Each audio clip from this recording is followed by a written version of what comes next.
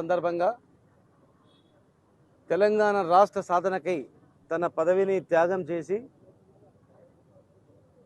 Cooperative చట్టాలు అనేక మార్పులు తెచ్చి సహకార సంఘాల ద్వారా బడుగు బలహీన వర్గాల వాళ్ళ బలోపేతమని చెప్పి ఒక మంత్రిగా రాజీనామా చేసి తెలంగాణ వచ్చేంత వరకు నేను ఏ పదవి ముట్టనని చెప్పినటువంటి మహనీయుడు బాపూజీ. ఈరోజు ఎక్కడైతే అమరుల స్తూపము మన ముఖ్యమంత్రి గారు కడతా ఉన్నారో తెలంగాణ రాష్ట్ర మలిదశ ఉద్యమం పురుడు పోసుకున్నటువంటి ప్రాంతం అది. కొండా లక్ష్మణ్ బాపూజీ గారి నివాసం అది.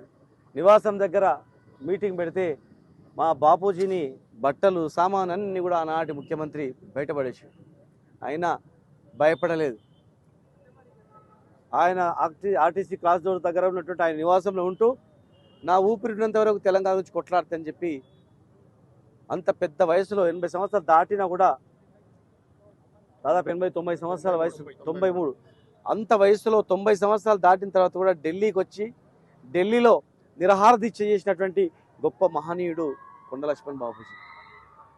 చిన్న చిన్న పదవుల గురించి ఆశపడి కొట్టుకుంటారు చంపుకుంటారు ఎన్నో అవుతుంది. కానీ అంత పెద్ద మంత్రి పదవిని రాష్ట్రం గురించి త్యాగం చేసిన మహావీరుడు బాపూజీ. అందుకే ముఖ్యమంత్రి గారు ఎక్కడైతే మా బాపూజీ నివాసం ఉందో అక్కడనే అమరుల స్తూపాన్ని ఏర్పాటు చేస్తా అని చెప్పి ఏనాడు అవమానం జరిగిందో ఆ ప్రాంతాన్నే అద్భుతంగా తీర్చిదిద్దుతా అని చెప్పి కసితో అదే ప్రాంతంలో ఈరోజు తెలంగాణ అమరజ్యోతిని కూడా అక్కడ ఏర్పాటు చేసుకోవడం జరుగుతుంది. అందుకే దశాబ్ది ఉత్సవాలు రేపు ముగింపు ఉన్నాయి కనుక ఆయన ఆత్మ శాంతిస్తుందని, ఆ మహనీయుడు